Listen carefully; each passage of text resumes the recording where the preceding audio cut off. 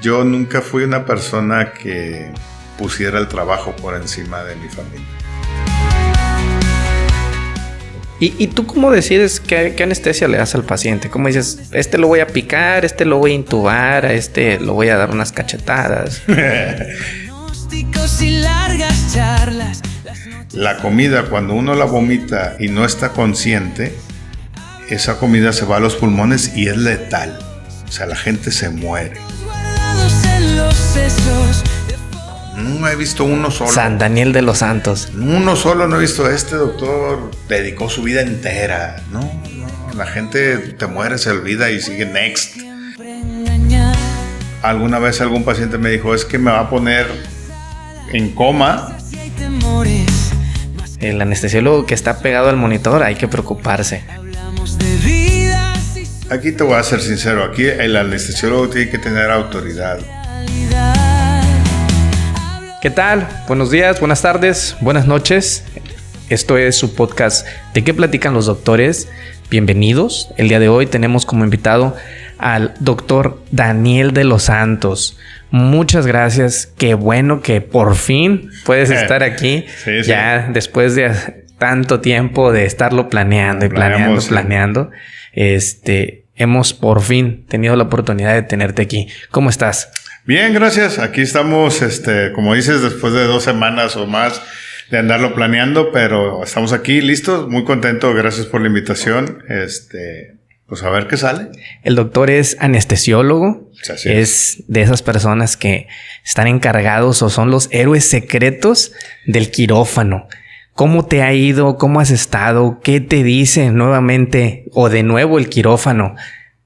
Pues mira, ahí tocas un punto álgido para nosotros, que es los héroes secretos, porque pues desde que salimos de anestesiólogos nos toca lidiar con el asunto de que la gente le tiene miedo a la anestesia, de que no saben exactamente cuál es nuestra función, o inclusive algunos pacientes te dicen, no, oiga, ¿y a poco para ser anestesiólogo tiene que estudiar medicina? Entonces sí, es una labor muy bonita, yo la disfruto mucho, creo que nací para esto, pero sí es complicado de pronto porque va siempre perdiendo 1-0, desde el momento que al paciente lo conoces minutos antes de la cirugía, trae 35,000 mitos en su cabeza sobre la anestesia, lo que le dijo la comadre, el vecino, etcétera. Y ninguno es bueno. O sea, todos son malos, todos son ¿qué me va a pasar? ¿Qué me va a hacer? Voy a despertar.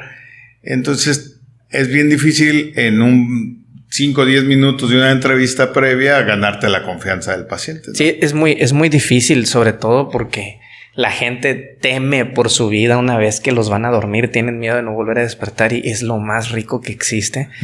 Los que hemos pasado por ahí, yo odio los bloqueos porque eventualmente pues también, tienen que darte anestesia que es de forma regional. La anestesia no es exclusivamente dormirte y nada más, como mucha gente lo cree. Exacto. Entonces, yo odio las agujas, odio los bloqueos, odio todo eso. Yo prefiero dormir y en la mañana nos vemos. Sí. Sí, bueno, al principio, como te digo, cuando recién egresa uno de la profesión, de la especialidad de anestesio, es difícil entenderlo, pero con el paso del tiempo vas viendo, te vas poniendo un poquito más del lado del paciente y ves, bueno, sí, entiendo, o sea, es algo sobre lo que no tienen control. Y alguna vez algún paciente me dijo, es que me va a poner en coma. En coma. Porque yo no me voy a enterar de nada, no voy a tener conciencia, no voy a tener nada. Señor, usted no tiene conciencia desde hace tiempo. Sí, casualmente el que me lo dijo era una de estas personas. Sí. Inconsciente 100%. Pero tienen razón, o sea, básicamente pones tu vida en manos mías y pues esperas que yo tenga el conocimiento y la sabiduría y la buena fe de al finalizar el procedimiento despertarte como si nada hubiera pasado. Ahora siempre les digo, las personas como tú que ya lo han experimentado dicen, pues sí, es un viaje a todo dar y me desconecté y personas me han dicho, me levanté y haga de cuenta que dormí 3-4 días seguidos. O sea, te levantas con mucha energía porque realmente la mente es complicada y siempre tenemos 1,000,000 de cosas en la cabeza. Entonces, el momento que tú lo desconectas, pues realmente tu mente descansa y tu cuerpo lo agradece. Sí, dicen por ahí que anestesiólogo que está tranquilo y escribiendo en el quirófano es que la cirugía va bien. El anestesiólogo que está pegado al monitor hay que preocuparse. Sí, sí, o sea, también eso es producto de muchos memes, ¿no? De que el anestesiólogo está ahí aparentemente sin hacer nada, pero es que es cuando sin todo hacer va bien. Nada, está escribiendo. Bueno, está escribiendo. Pero ya hizo su trabajo previo a que empezara. Exactamente, o sea, es que es cuando todo está bien, cuando los signos están estables, pues uno se relaja un poquito y ya ahora sí le toca al cirujano hacer su chamba. Y en general, o sea, todos mis amigos quirúrgicos me merecen todo mi respeto y mi admiración, pero la verdad sí son 300 veces más estresados que nosotros, ¿eh? Ah, claro. Todo les estresa, todo les preocupa. Yo no conozco un anestesiólogo que sea estresado. No. Ninguno. Yo sí conozco algunos, son mujeres, pero la verdad es que somos muy relajados y te voy a decir por qué. La razón por la cual y yo lo enseño esto cuando tengo oportunidad a los alumnos de anestesia. Si el anestesiólogo tiene que ser la persona más relajada y más ecuánime del quirófano, porque él es el que sabe cómo resolver los problemas. Porque si cuando pasa un incidente, cuando el monitor se altera, cuando hay desafortunadamente alguna situación crítica, si el anestesiólogo se estresa, empieza a gritar, empieza a echar madres, él es el que sabe resolverlo. Si él no tiene la cabeza fría, ya valió, pobre paciente, le va a ir mal. Él tiene que estar con la cabeza fría y saber, ok, esto lo he visto, porque así nos hemos entrenado, esto lo he visto muchísimas veces y sé cómo resolverlo, y entonces cuando tú lo has visto muchas veces y sabes cómo resolverlo, pues no tienes razón de ser estresarte, ¿verdad? Más bien actúas, haga esto, haga el otro, carga esto, carga el otro y listo, ¿verdad? ¿Te ha tocado?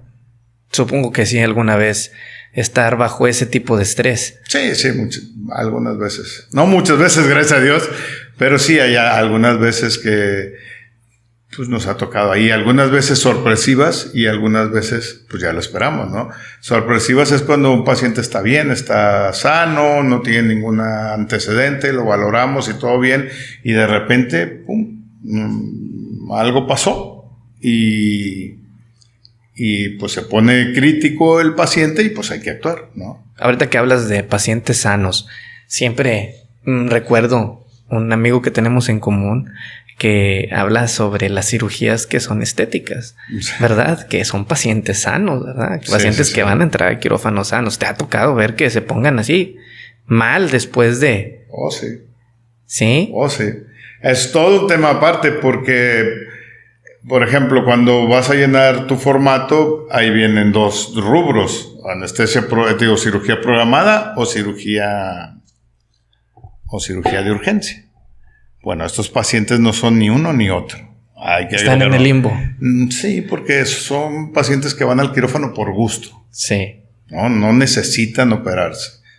Quieren. Entonces, esta es una situación aparte, ¿no? Porque pues, normalmente son pacientes sanos, pero son sanos entre comillas porque, vamos a ver, va a ser una paciente que se va a hacer una liposucción. No es porque esté delgada. En el 99% de los casos es una paciente que tiene un sobrepeso y ya no lo quiere y elige el camino fácil, que es la cirugía.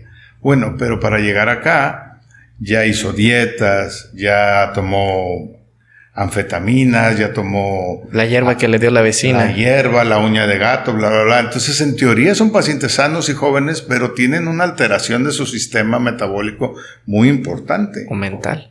Entonces, ahora, a eso súmale que al hacer una liposucción o una lipectomía te llevan un gran porcentaje de la grasa, pero también ahí en la grasa lo que la gente desconoce es que es el sistema que el cuerpo tiene para guardar calor. Entonces, la complicación más importante de una cirugía de estas en el postoperatorio inmediato es la hipotermia. O sea, el paciente se enfría rápidamente porque no tiene manera. porque le has quitado de golpe su mecanismo termorregulador, que era su grasita, ¿verdad? Sí, fíjate que me acordé de ti hace algunas semanas porque me tocó ver una paciente que llegó por una cirugía estética fuera de la ciudad, y cuando llegó con nosotros a urgencias, la paciente tenía un problema, pero un problema de anemia y de hiponatremia severo. O sea, la paciente seguía con la hemoglobina muy baja y tú la veías y era una paciente delgada, de complexión delgada.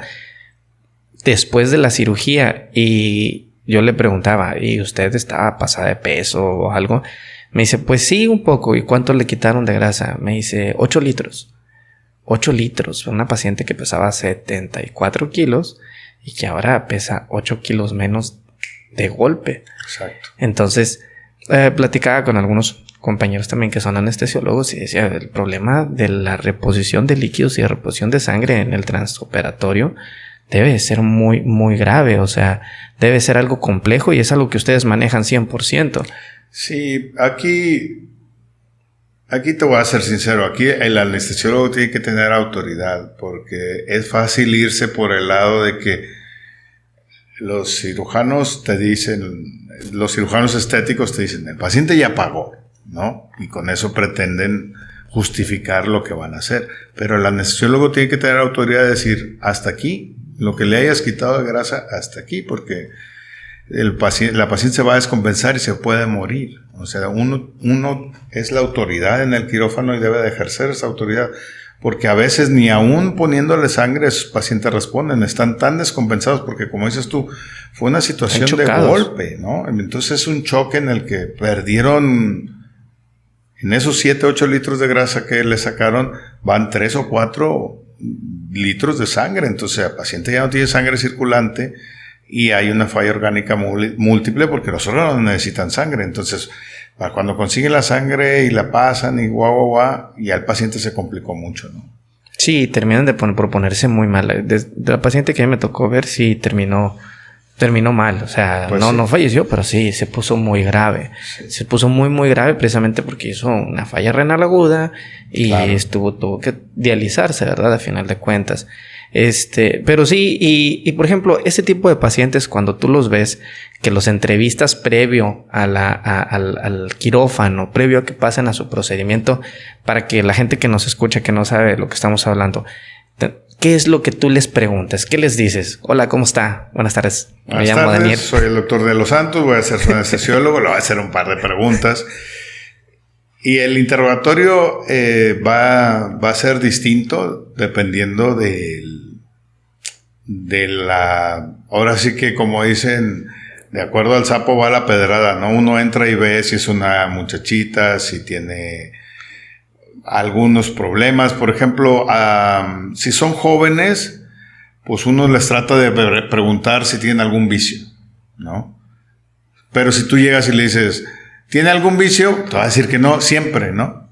Imagínate. Entonces, con la mamá por un lado. Exacto, ¿no? Entonces lo más fácil es interrogarlas de otra manera, ¿no? Decir, ¿cuánto tiempo hace que no toma pastillas para adelgazar? Por ejemplo, no, yo nunca he tomado. Bueno, pero los agarras fuera de guardia para tratar de sacarles información importante, ¿no? ¿Hace cuánto que dejaste de fumar? ¿Cuándo fue la última vez que tomaste una cerveza? Entonces ya, si los agarras fuera de guardia y te empiezan a confesar cosas, ¿no? Pues eso es por el lado de los vicios, ¿no? Después viene por el lado de las cirugías previas y qué cirugías le han hecho, qué tratamientos ha llevado, si es alérgica o no a algún medicamento, si tiene ayuno. Es importante. Luego a veces la gente en general piensa que uno pide el ayuno porque uno es bien necio, ¿no? Por chiflado. Por chiflado, porque el doctor no quiere que coma para ver si adelgazo. Y no es así. El ayuno tiene su razón de ser, porque si el paciente se vomita, medio procedimiento, o inclusive en la inducción, hemos visto a veces cuando uno inicia con la anestesia, pones una mascarilla por encima de la cara y a veces necesitas apoyar metiendo un poquito de oxígeno, y esa maniobra hace que el estómago se llene de aire. Si el estómago tiene comida, ese aire que tú metes va a provocarle un vómito. Ahora, la comida, cuando uno la vomita y no está consciente, esa comida se va a los pulmones y es letal. O sea, la gente se muere. Y por eso es la importancia del ayuno, porque si este mismo proceso pasa y la paciente se vomita, pero tiene el estómago vacío, entonces no hay mayor problema. Sí, fíjate que también me tocó ver que venían de otra clínica porque me tocó con un niño, 12 años, llegaron diciendo que pues venían a este hospital porque en el otro no lo querían operar. Uh-huh. Porque el doctor terco quería que estuviera en ayuno y el niño pues se acababa de comer unos tacos hace una hora, ¿verdad? Sí, y pues eso es lo que le provocaba el dolor del apendicitis, ¿verdad? Entonces ¿cómo? Y estaban muy enojados porque sí, pero es como no, mala cultura. O sea, es desconocimiento, desinformación y y a veces es estas creencias de que la comida lo cura todo, ¿no? Claro. Por eso tenemos también tanta índice de obesidad en México. ¿Y tú cómo decides qué anestesia le das al paciente? ¿Cómo dices, lo voy a picar, lo voy a intubar, a lo voy a dar unas cachetadas? Sí, pues depende. Antes se creía que la mejor anestesia era la que tú sabías aplicar. Después pasó el tiempo y dijeron, no, la mejor anestesia es la que el paciente requiere. Y en realidad, ahorita en la actualidad es un conjunto de situaciones. El sitio de la cirugía, cuánto va a durar, las condiciones clínicas del paciente y también la cooperación. O sea, yo, por ejemplo, puedo decir, a este paciente le iría bien con un bloqueo, que la gente normalmente lo asocia con la raquia, pero si el paciente no quiere, pues no se va a poner. Sí, que doctor, me duele la raquia. Sí, es que esos son mitos, te digo, son uno de los 35,000 mitos que tiene la gente, porque claro, es que, o sea, te hablo, este mito viene de los 60, 70, cuando se empezó a utilizar la raquia, pues las agujas eran metálicas y eran romas. Entonces, como no tenían filo, al entrar en la espalda, pues tenía que hacerse mucha fuerza para poder penetrar la piel de la espalda, que es dura, y eso provocaba que quedara un trayecto en la espalda que después se cerraba, pero sí que molestaba con el frío y estas cosas, ¿no? O sea, no estaban del todo equivocados. No. Las personas que tienen 60 o más y que tuvieron un procedimiento de este tipo, si te dicen hace frío y me duele la raquia, sí hay que creerles, porque hay una alta probabilidad de que sea cierto. ¿Por qué? Porque pues las agujas eran más gruesas, como te digo. Después viene la modernidad. Las agujas que manejamos hoy en día inclusive se les llama punta de lápiz, porque no tienen filo en la punta y son muy delgaditas, entonces realmente sirven para su propósito de anestesiar y no causan ningún daño. Era claro, hay que hacerlo correctamente. Bien. Sí, hay que sí, tener buena técnica, ¿verdad? Sí. Es como todo en la vida, ¿no? A lo mejor a lo mejor hay productos muy buenos para tu coche, pero si el mecánico no lo sabe usar, claro. pues te lo si va a mandar. Sabe dónde va. Te lo va a mandar, ¿no? Oiga, señor, es que me sobró un tornillo. Que no puedes, como que me sobró una aguja. Es correcto. Entonces ahorita, inclusive hay hasta ultrasonido para que realmente pongas la anestesia donde debe ser y no causes ningún otro efecto en el paciente que no sea el deseado. ¿Cuál es el peso ahí del ultrasonido? Ahorita que lo mencionaste. O sea, el ultrasonido sí se ha vuelto una herramienta muy importante, pero he visto gente que a veces depende de las herramientas para poder lograr algo que habitualmente no debería, o sea, no debería de utilizarse. Sí, es un poco el tema como cuando empezó la laparoscopía. La laparoscopía, que es el realizar las cirugías sin hacer una herida grande. ¿Tú usas ultrasonido? Yo no uso ultrasonido. Sé usarlo, tengo el curso, por supuesto, pero todavía no le veo el beneficio. O sea, todavía no sientes tú que mejore tu práctica. No. No, porque es lo mismo que nosotros aprendimos a hacerlo sin. ¿Cuántos años tienes como anestesiólogo? Voy con un año más que el ciclo. Tengo 25 años. 25 años. Sí. ¿Tú te graduaste en el hospital En el hospital, en el regional del ISSSTE de Monterrey. Regional de... ¿Y cuántas cirugías veías al día? No, muchísimo. No, sí, ahí es ¿Qué tanto ha evolucionado la anestesia desde ahí hasta ahorita? Sí, ha evolucionado. No tanto, ¿eh? A mí me tocó una buena época. Cuando yo entré a hacer la especialidad, ya estaban la revolución de los medicamentos nuevos, los gases nuevos, el material y el equipo nuevo que te menciono. Y cuando yo terminé en Monterrey, que regresé a Matamoros, sí me di cuenta que aquí todavía se practicaba anestesia arcaica. Arcaica, sí. Sí, fíjate que yo siempre lo digo, es bien difícil el tercer mundo. Pero, o sea, en el tercer mundo, ¿sabes cómo? Sí, sí. O sea, pues hay una razón por la cual hay niveles en los hospitales también. Sí, ¿no? sí, es entre los perros hay razas. Sí, exactamente. Entonces sí, yo cuando regresé, te confieso ahora 25 años después, parte de mi éxito, que fue, yo lo considero un poquito rápido, cuando yo regresé fue ese, que yo traía novedades. Aquí se hacían anestesias muy arcaicas y yo llegué con novedades. Muchas veces tuve que yo comprar el medicamento porque ni siquiera en los hospitales lo tenían. Ahora, claro, bueno, ya como está todo moderno, Coepris y todo lo que ha pasado, eso ya no se puede hacer. Ya el hospital tiene que forzosamente proveerte de las cosas, pero en aquella época no había en los hospitales, ni siquiera los conocían. Sí, veías al anestesiólogo cargar nuestro carrito. Su carrito de medicamentos. Porque inclusive, o sea, era monitores, porque los monitores que había aquí, o sea, cuando yo llegué, usaban estetoscopio esofágico. Porque, ¿qué es el estetoscopio esofágico? Pues básicamente pones una sonda, la pasas a través del esófago y sale por la boca. Y del extremo que salió por la boca le conectabas las orejitas para el estetos y entonces escuchabas directamente el corazón. Pero imagínate, y es que todo el tiempo estar ahí, ¿no? Y dice, bueno, pues hay un monitor, ya lo puedes conectar, sí. ¿No? Entonces, pues a veces teníamos que traer nuestro monitor.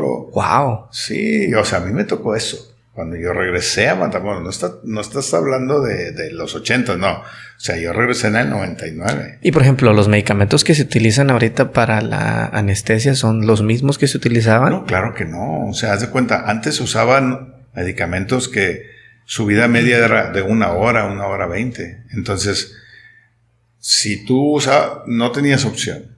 Entonces, si tú usabas un anestésico que te duraba 1 hora y 20 minutos, pero la cirugía duraba 40, pues tú te quedabas ahí con el paciente, todos se iban. Y tú te quedabas ahí con el paciente. Entonces, cuando yo llego, digo, no, esto no está mal, esto es una aberración, o sea, hay cosas nuevas. ¿No? Déjenme salir. Sí, o sea, no, el pobre paciente, o sea, por ejemplo, estaban acostumbrados a que el paciente se quedaba en recuperación 6 horas, Tocayo. Sí, cierto. Fíjate, a mí me operaron una rodilla en el 2004 y por alguna razón pues hice paro respiratorio y me dejaron ahí pegado al ventilador 6 horas. Sí, la razón es que usaban medicamentos que duraban mucho tiempo. Y sí, y entonces fue algo... Y aparte traumático porque hice espasmo en el quirófano, bueno, etcétera.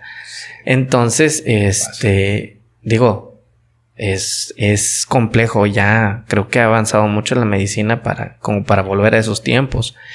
Y cuando entran a quirófano los pacientes, digo, haciendo como un seguimiento entre que llega el paciente, pasa por la terapia de acupuntura. Pasa por la terapia de acupuntura, o sea, lo canalizan, lo entrevistas, eliges la anestesia, lo pasan, una vez que ya lo anestesiaste, ¿cómo tiene que ser? ¿Cómo es tu relación con el que lo va a operar? O sea, normalmente, pues tú nunca has estado en la medicina pública, tengo entendido. Sí estuve cuando regresé. ¿Cuánto tiempo estuviste? Soy mortal. Estuve 6 años. 6 años. Ahí sí tenías que operar con el que te tocara. Sí, con el que te toque. Si anduviera de buenas, de malas. Sí. Lo más difícil de la institución es el equipo. No tanto el cirujano, sino el entorno, vamos a decirlo así. Porque en una institución pública dependes del camillero, del team quirúrgico, de las enfermeras, a veces del director del hospital que te provea de los medicamentos porque los tienen bajo llave, porque la raza se los roba. Y eso no pasa en México. Sí, pasa. Entonces es un problema serio porque es muy difícil trabajar así. Sí, claro. O sea, la gente a veces se queja del seguro social y con justa razón, pero no es como que el médico sea el culpable. Yo siempre he dicho que hay buenísimos médicos dentro de la medicina pública. La mayoría lo son. Son poquitos los que son malos y también están afuera. Pero el problema es el entorno. O sea, ¿por qué la cirugía que está programada a las 8 no empieza a las 8? Bueno, no empieza porque hay 30,000 factores en contra. O sea, como te digo, llegas al partido y ya vas perdiendo 2-0 porque... O sea, tienes que contar con que el camillero haya llegado, con que haya material, con que haya ropa limpia. A veces pareciera una tontería y la gente no lo sabe, pero a veces no hay ropa limpia porque no sirvieron las lavadoras, porque no sirvieron las secadoras. Y entonces la cirugía a veces se suspendía, a mí me tocó, porque no había ropa limpia. Sí.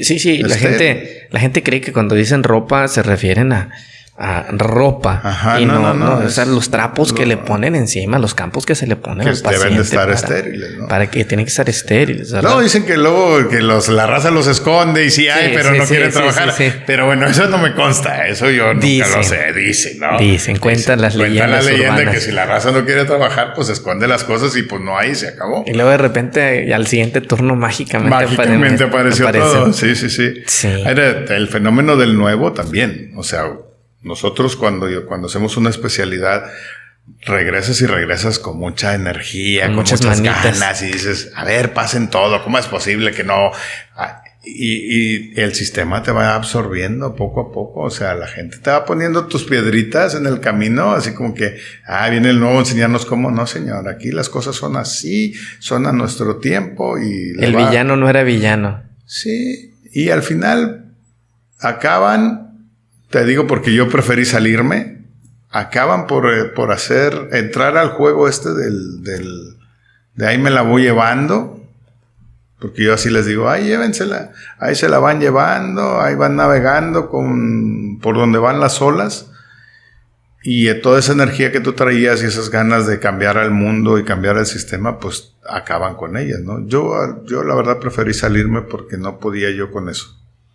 Es muy complejo, supongo, para ti como anestesiólogo con muchas intenciones de ayudar, porque siempre lo he dicho y siempre lo he platicado. Digo, el nivel de compromiso que uno tiene con la medicina o con el paciente es real, ¿verdad? Los que nos dedicamos a esto sabemos de qué hablamos.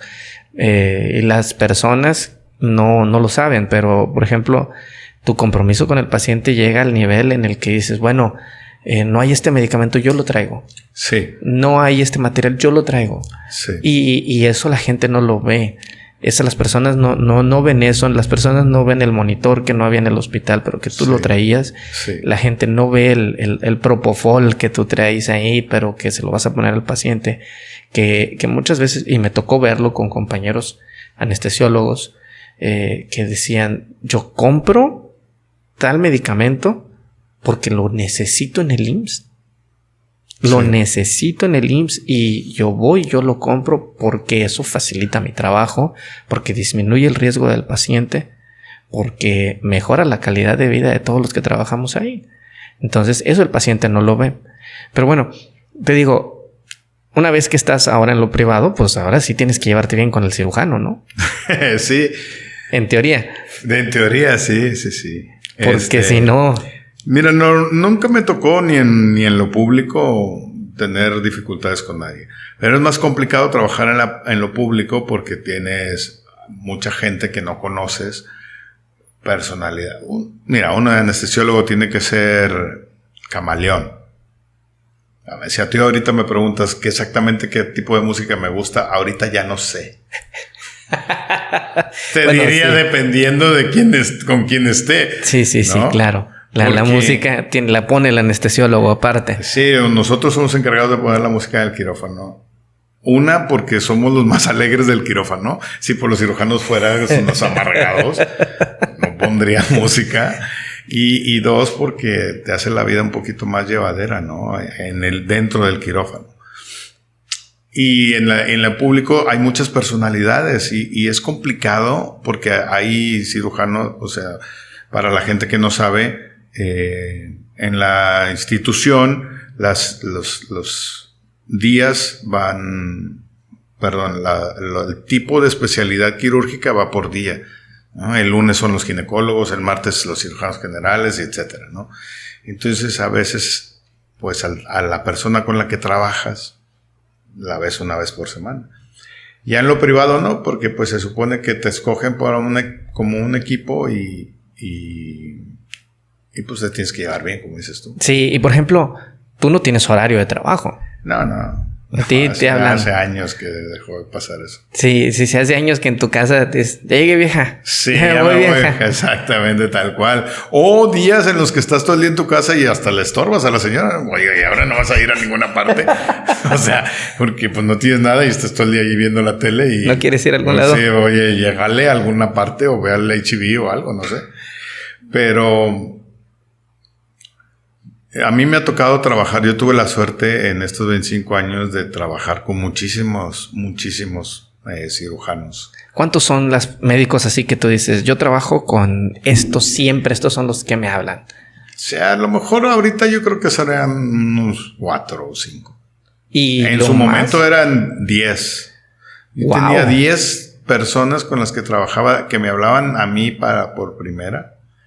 Y algunos otros que me hablaban cuando no conseguían a su anestesiólogo, yo era su segunda opción inmediata. O sea, eso es mucho. O sea, sí, era mucho. Y la mayoría eran personas que tenían mucho trabajo, entonces... ¿Y cómo manejas esa parte de estar manejando tanto tiempo? Porque a final de cuentas, ojalá que todos los procedimientos fueran en un solo hospital. Sí, es complicadísimo.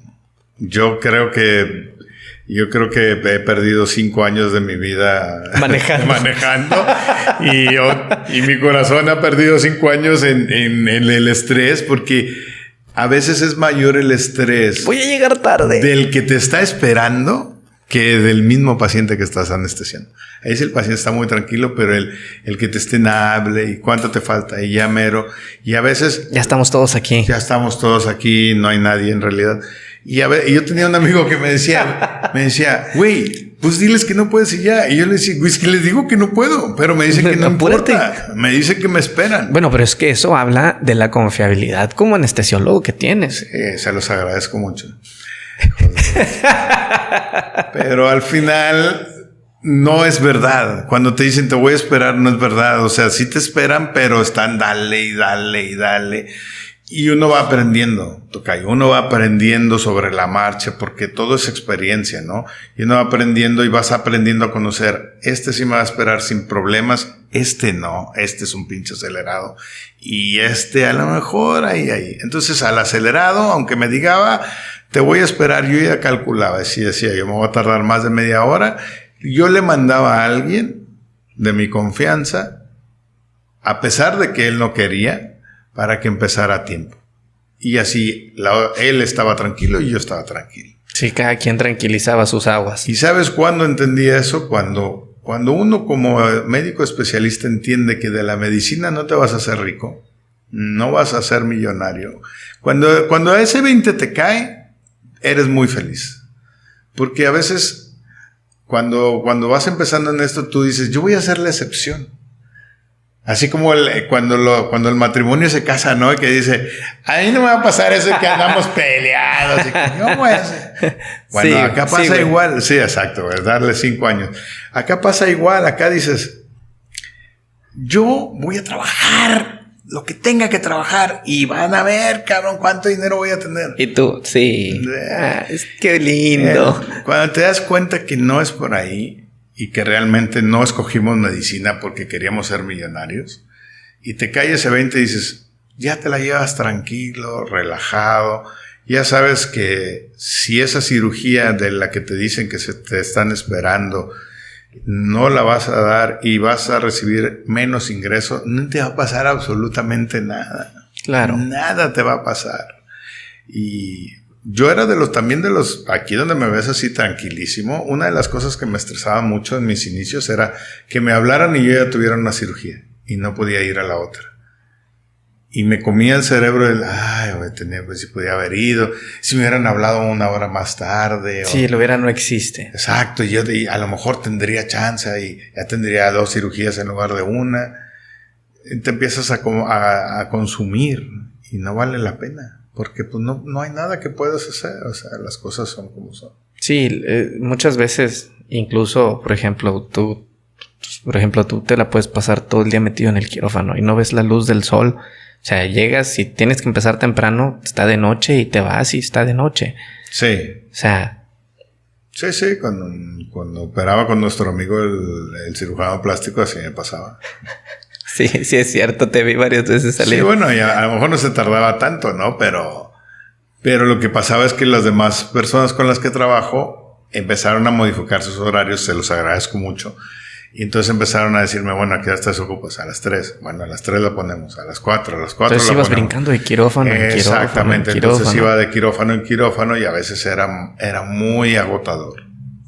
Sí, DVD, o sea, todo el día metido con la luz, 4 paredes, todo el tiempo. Sí. Es cansado. Sí, la vitamina D me hacía mucha falta. Es la que obtenemos del sol, entonces a mí me hacía mucha falta. ¿Y tus hijos nunca te lo reclamaron? Fíjate que te voy a confesar algo que muchos saben, pero que en realidad nunca lo he dicho abiertamente, pero muchos se lo imaginan más bien. Yo nunca fui una persona que pusiera el trabajo por encima de mi familia. Sí, es importantísimo eso que dices, porque hace tiempo platicaba con mi esposa precisamente aquí y ella lo decía, si yo veía que tenían una vida muy difícil. Ella conoció, por ejemplo, antes de conocerme a mí, conoció a Jorge Rivera, cirujano.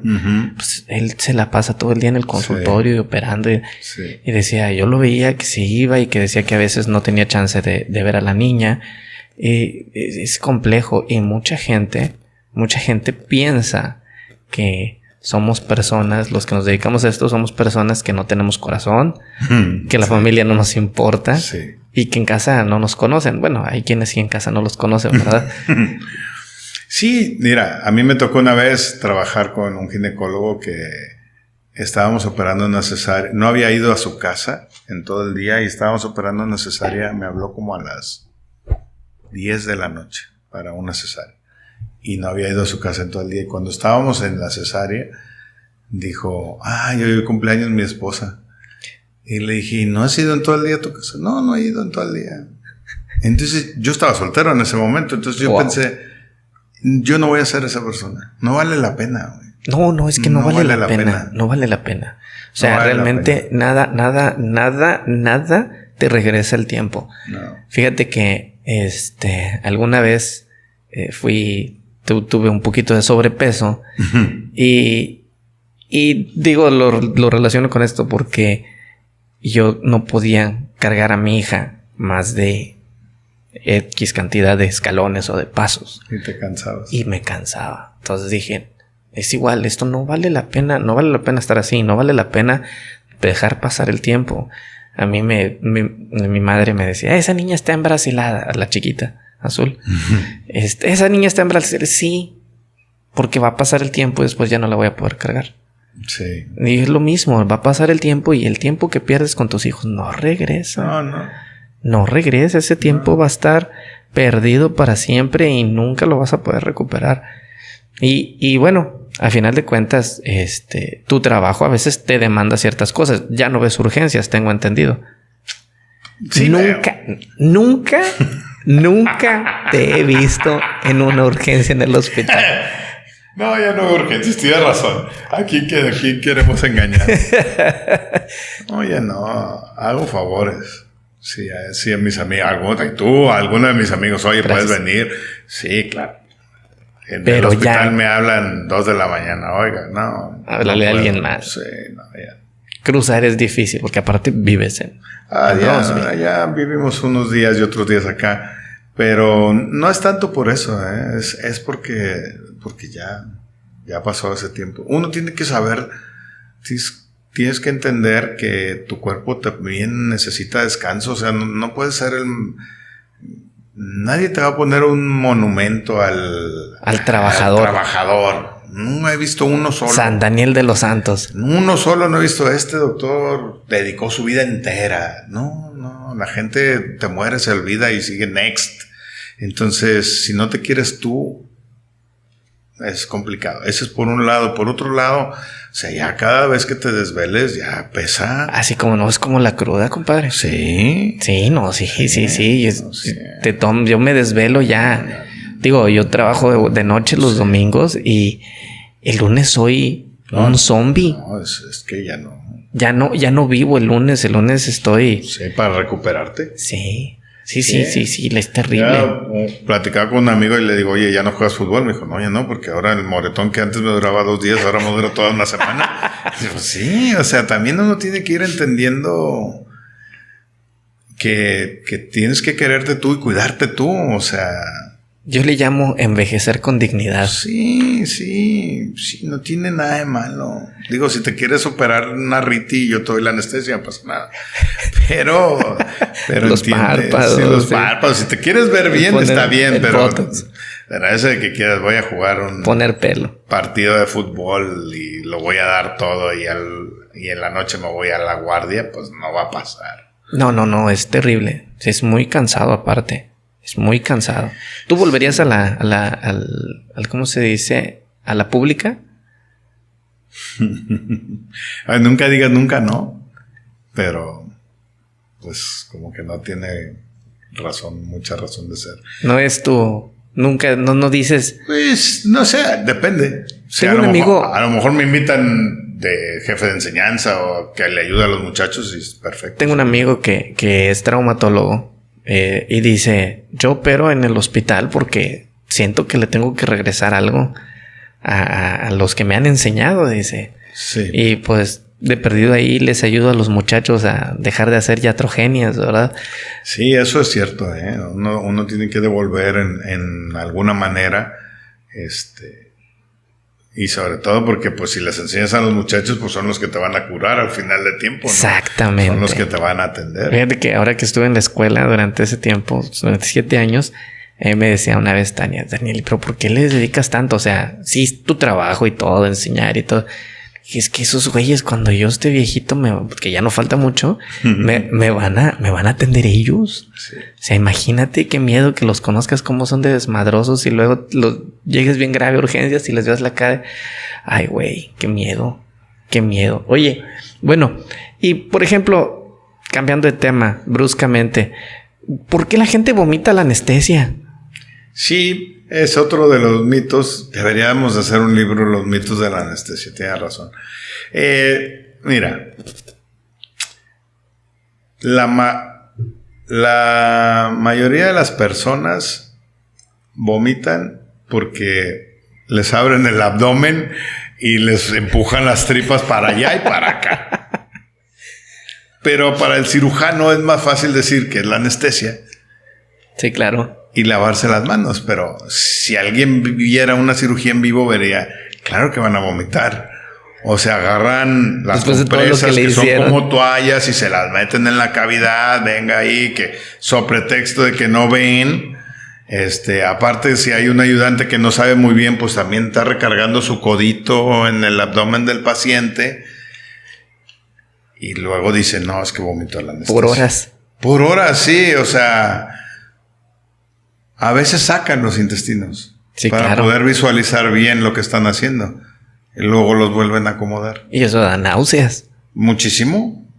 Y luego dicen que es porque la anestesia. Claro, o sea, hay un medicamento o 2 anestésicos que te causan náuseas y vómito y que normalmente nosotros evitamos. Porque si los ponemos, el cirujano va a estar encima de nosotros. Es que le pusiste esa madre con la que vomitan. Entonces lo evitamos. ¿Cuántas veces he escuchado eso? Claro. ¿Por qué le pones eso? Es que le pusiste esa madre y con esa vomitan. O sea, no es verdad. No vomitan la anestesia. O sea, los anestésicos se eliminan por vía renal, por vía hepática o por vía sanguínea. Ninguno se elimina por el vómito. Y por ejemplo, tú no vuelves a ver pacientes que operas o si los vuelves a ver alguna vez. Como seguimiento. Pacientes, como seguimiento, como... No. Y los pacientes cuando me ven en la calle tampoco me reconocen. ¿Y tú sí los reconoces? Algunos sí. Que dices, ay, mira, no tenía la nariz así. Este lo anestesié yo. Oye, que este no era hombre. Sí. Sí. Tenía un amigo anestesiólogo que él le cagaba que, bueno, le molestaba que el paciente no supiera su nombre. ¿Cómo crees? Le molestaba muchísimo. A ver, repita su nombre. Él trabajaba en el mismo hospital que yo y entonces él le decía, antes de anestesiarlo, o sea, y acuérdese que me fui a presentar. ¿Cómo me llamo? Imagínate, el pobre paciente, el estrés de que lo van a operar. No, el nervio y todo. Y el vato aquí en su cara. ¿Cómo le dije que me llamaba? No me acuerdo, doctor. Me llama, iba a decir el nombre, me llamo fulano de tal. Fulano de tal. Fulano de tal. Y cuando ya pasaba el procedimiento y todo. El postoperatorio, así como si parece broma, pero sí les preguntaba, acuérdese que soy yo. Y le decía, ni de los santos. ¿Por qué, güey? Yo sí le preguntaba, ¿por qué es tan importante? Es que nunca nos se acuerdan de nosotros, que no sé qué. Y es que es bien importante. Y le decía, ¿sabes qué, güey? Es preferible estar en el anonimato. Sí. Porque suponiendo que la paciente, vamos a suponer que tú le pusiste una raquia. Y con el paso de 2, 3 años, 4, desarrolla una hernia de disco y no sabe que tiene una hernia de disco. Solo le duele la espalda. ¿A quién le va a echar la culpa? ¿El anestesiólogo? Exacto. Y si se acuerda de su nombre, se va a acordar de ti, de tu familia. ¿Cómo no? Y de tu mamá y de todos tus parientes, ¿no? Y hoy en día Facebook no te perdona. Exactamente. Entonces no te perdona. Es mejor que digan, me duele la espalda por la raquia por el anestesiólogo. ¿Quién es? Signo de interrogación. ¿Quién es? ¿Quién sabe? A que te digan nombre y apellido. Sí, claro. Claro. Porque claro, yo le digo, para ti es importante que sepan tu nombre porque todo va con madre, pero te aseguro que si algún sale mal, cualquier cosita, que vomitó la anestesia sí, es y culpa del se sabe tu nombre, va a estar recordándotela. Por culpa de ese güey vomité la anestesia y vas a ver tu nombre y tu apellido. ¿Qué necesidad? No sé. Yo, en mi punto de vista, prefiero el anonimato. No, 1000 veces. No que la gente confíe en mí, sí. Pero aquí hay algunas otras regiones del país. No puedo hablar por otros países, pero hay algunas regiones del país en donde sí que el paciente puede escoger su anestesiólogo. No hay aquí todavía en nuestra ciudad somos del equipo, somos del compadre, ¿no? Yo soy el cirujano y le hablo a mi compadre. Aunque no sea el mejor anestesiólogo o aunque no sea, sí, claro, ¿verdad? El más cumplido como yo, que siempre llego tarde. Bueno, pero pues hay mucho compadrazgo, ¿no? Y en las ciudades grandes se da mucho de que le hablan al más capaz. Y también hay pacientes que dicen, yo quiero que me anestesie fulano de tal.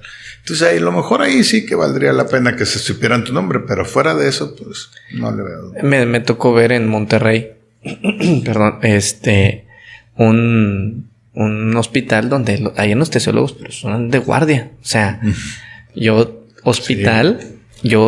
fíjate que eso es algo bien, bien feo para los anestesiólogos, porque los tienen de guardia y les pagan por procedimiento. Y el anestesiólogo no dice, ¿sabes qué? Yo cobro tanto. No, sí. Ellos te dicen, te voy a pagar y te paga el hospital. Y la verdad es que las cantidades de dinero que pagan son groseras. Son insultativas. Insultantes, claro. Claro, oye, no, pues que es un apéndice. Ah, sí, está este anestesiólogo, le toca ese quirófano a esa hora. Ah, pues él es el que te va a dar la anestesia. Y cuando la hora de pagar, pues los honorarios del anestesiólogo fueron 1,000 pesos. Sí, está muy castigado. Muy castigado. Y tienen que estar ahí, tienen que cumplir con el horario. Sí, tienen que cumplir con el horario, tienen que cumplir con el tiempo y es como si fuera el seguro social, pero en privado. Sí. Y eso... Ni eso, porque pues en el seguro tienes tus prestaciones. Ah, claro. y tu guardia sexta y esas cosas que no entiendo. Pero sí. Esas cosas que no he vivido. No he vivido, no entiendo, no sé. Pero sí, es porque son demasiados. Hay mucha competencia en Monterrey y los hospitales, todos los hospitales en el área médica son los que se llevan la parte más grande del pastel. Y pues en Monterrey no es la excepción. En Monterrey el hospital dice, bueno, para captar gente, pues aquí tengo un equipo. Y dentro de lo que le ofrecen, pues le ofrecen la enfermera quirúrgica, o comúnmente llamada instrumentista, y el anestesiólogo. Sí. Lo pone el hospital. Pero y te así lo como dices tú, tú, te lo ponen en el paquete, pero ese anestesiólogo y esa enfermera quirúrgica no cobran lo que ellos quieren o valen, sino lo que el hospital les quiera dar. Claro.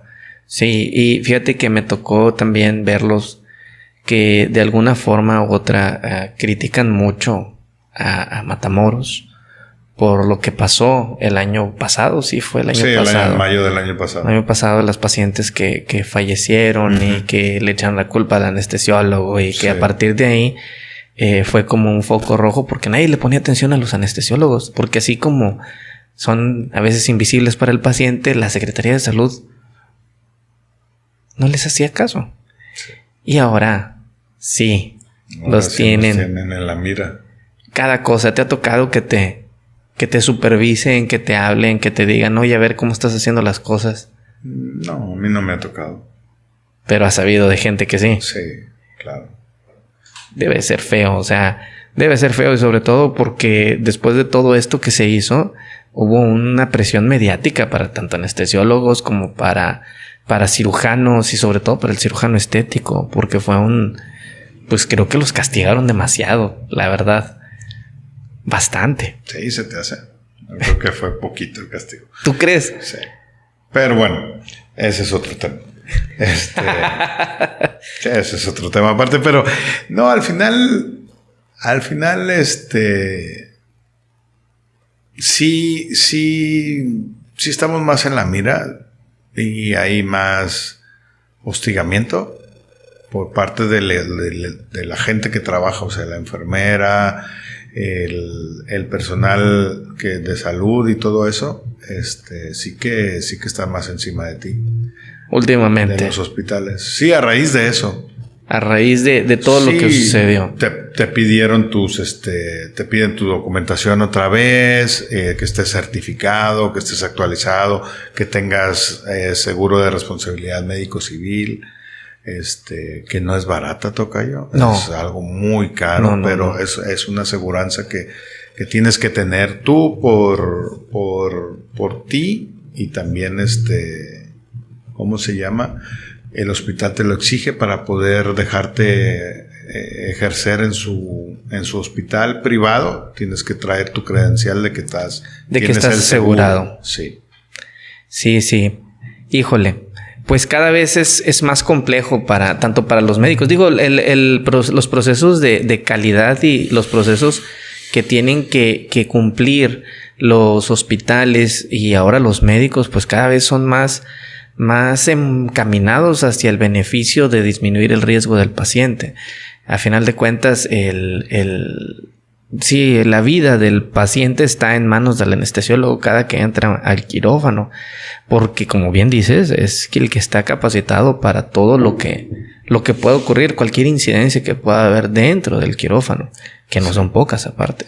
Sí, cada vez es más difícil la práctica del anestesiólogo, pero eso va en beneficio del paciente. Y aún así lo sigues disfrutando. Sí, claro. Por supuesto, 1000 veces. No hay otro lugar donde estaría mejor que... ¿Qué disfrutas tanto de ser anestesiólogo?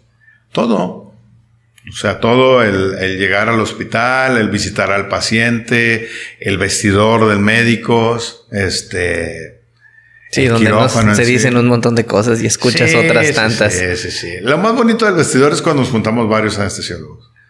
Que ahí sí te puedes quejar de que te pagan poquito, de que el cirujano fulano de tal, y que normalmente no hablamos de casos clínicos. Eso casi no. Eso lo dejamos para el colegio de anestesiólogos. Contrario a lo que la gente creería. Contrario a lo que la gente creería, no. Más bien nos quejamos de que, oye, tengo media hora aquí, el cirujano no ha llegado, bla, bla, bla. Perdieron los Cowboys. Así, Dak Prescott sigue siendo lo mismo. ¿Por qué le pagamos tanto? Sí, es verdad. O no sé, el anestesiólogo es encargado de contar chistes, de acomodar un poquito. A veces somos encargados también de bajar un poquito la tensión que hay en el vestidor o en el mismo quirófano. A veces ahí se pone tenso el ambiente. Es como la regla no escrita, ¿no? Del anestesiólogo, que mantenga el estatus de tranquilidad y de amenidad dentro del consultorio, dentro del quirófano. No es porque seamos tampoco San Madre Teresa de Calcuta. Lo que pasa es que si el cirujano se enoja, empieza a echar madres, menos acaba, tocayo. Y tú ya te quieres ir, entonces dices, pues está en un molesto, está echando más, menos va a acabar. Entonces tratas de romper con eso para que regrese otra vez la armonía. La armonía y se pueda uno ir a su casa lo antes posible. Aunque te diré que no hay nada que disfrute más que estar en quirófano. Hay cirugías que disfrutan más que otras también. ¿Qué dices? Dices, no, hombre, voy a entrar a... Sí. Sí, hay veces que tienes compromisos no escritos con personas que dices, ok, tengo que entrar con esta persona, pero ni la paga vale la pena, ¿no? Pero es así. Tenemos esa diversidad. Yo creo que también es cuestión de lealtad, ¿no? O sea, sí. Es una cuestión de lealtad más como bien dices, o sea, aquí te hablan, le hablo a mi compadre para que venga y me dé la anestesia. No le hablas a cualquier persona. Por más bueno que tú digas, es que es buenísimo, no, pero yo me siento a gusto con él por lo que hace, cómo lo hace. Ahora sí que por cómo se mueve sin albur, ¿verdad? Sí. Entonces, eso es lo que te supongo que a ti te llena tanto. Sí, a mí me encanta. Y lo mejor de mi profesión o de mi especialidad es la diversidad. No te encasillas. Puedes ver desde una uña enterrada hasta una cirugía de corazón abierto, ¿no? ¿Qué es algo que tú dirías, no vuelvo a entrar a esa cirugía? Una cirugía que tú digas, no vuelvo a entrar ahí. Es que... Una de muchas. No, en realidad no. En realidad sí entraría a todas. Sí, la verdad sí. No hay ninguna cirugía que diga, aquí no volvería a entrar, no. Pero te pesa más unas que otras. Sí, claro. Supongo que tendrá mucho que ver con respecto al tiempo que te va a consumir. No, fíjate que no. Tiene que ver, por ejemplo, las cirugías plásticas nos pesan. Y estoy seguro que hablo por la mayoría de los anestesiólogos. Nos pesan y nos pesa muchísimo. Nos pesa muchísimo porque no hacemos nada. Literalmente. Exacto. O sea, tu trabajo es al principio y al final. En el trans no hay nada. Entonces, estás prácticamente 5 o 6 horas sin hacer nada. Ni tú las aguantas. Entonces es complicado. Entonces en las demás cirugías pues hay que cuantificar diuresis, o que pones un catéter, o que pones otra vía, o sabes, estás haciendo algo porque el paciente lo requiere, porque pues son cirugías de pacientes enfermos. Entonces tienes que estar más al pendiente. Entonces un paciente, entra una paciente de 25 años, joven, con un ligero sobrepeso, que le van a hacer una lipo, y pues la quieren dejar con cintura de Thalía, pues se van a tardar 3-4 horas, mientras tú no vas a estar haciendo nada. Sí, bueno, pues muchas gracias, tocayo, por estar aquí. Sí, espero que haya un segundo tiempo. Claro que sí, va a haber segundo episodio. Pues muchas gracias, síganos en Apple Podcast, síganos en Spotify, YouTube. Esto fue De Qué Platican los Doctores, tu espacio. Muchas gracias, adiós. Gracias.